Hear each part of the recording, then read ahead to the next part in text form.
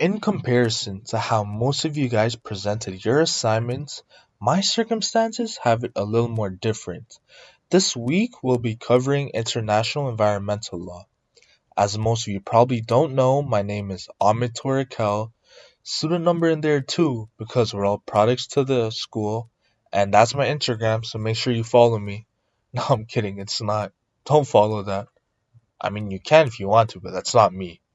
Anyways, before I go on to present the article I'll be using to express this week's topic, I'd just like to ask a quick question.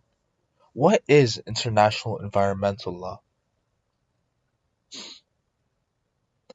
Environmental law, sometimes also known as environmental and natural resources law, is a collective term describing the network of treaties, statutes, regulations, common and customary laws addressing the effects of human activity on the natural environment.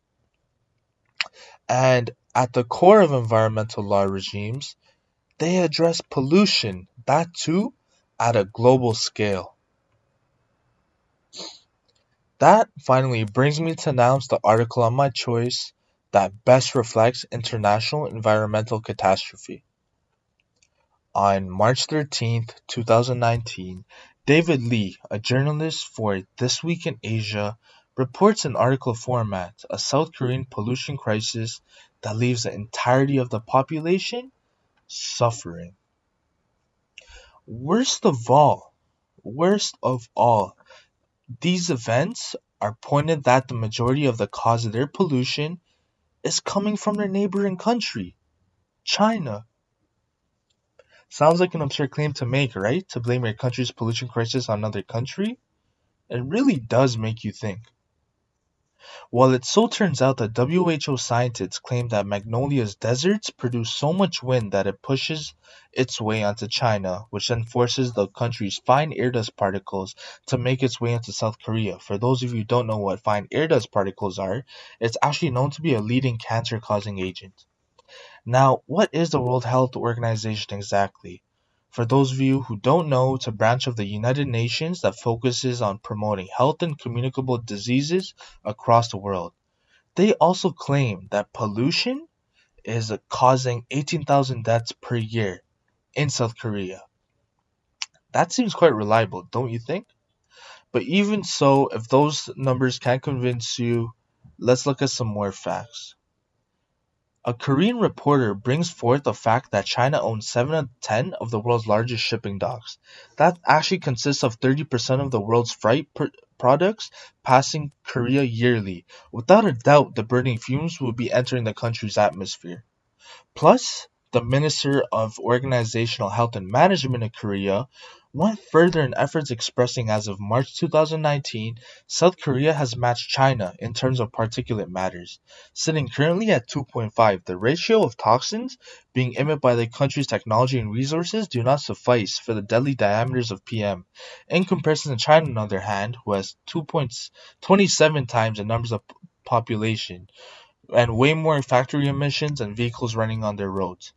But what is particulate matter? In abbreviation, PM is a small discrete mass of solid or liquid matter that remains individually dispersed in emission, considered of atmospheric pollutants.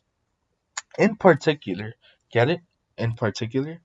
Anyways, in particular, a PM of 2.5 refers to the size of particle pollutants. Territories with fine air dust of 2.5 mean that dust particles are less than 2.5 microns in diameter.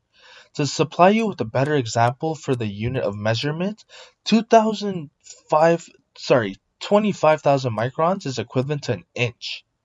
And the pollutants are so small, so impossible to track, that once again in your lungs, they'll cause death ranging from a matter of only a few months to a couple of years.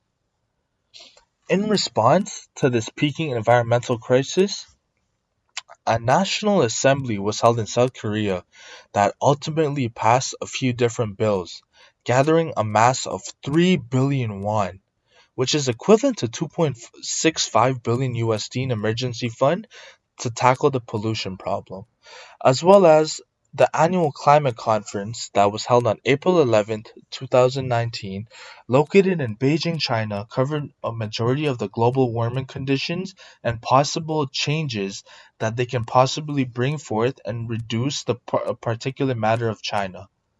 Even though the information discussed at the conference is disclosed at this time, Moon Jae-in, South Korean president, confirmed that both him and Xi Jinping, China's president, have made great progress with the formation of upcoming events. Well, I definitely hope this kind of cleared up the idea of environmental law for you guys. If you got any further questions, please do email me at the email below. Till next semester, take care.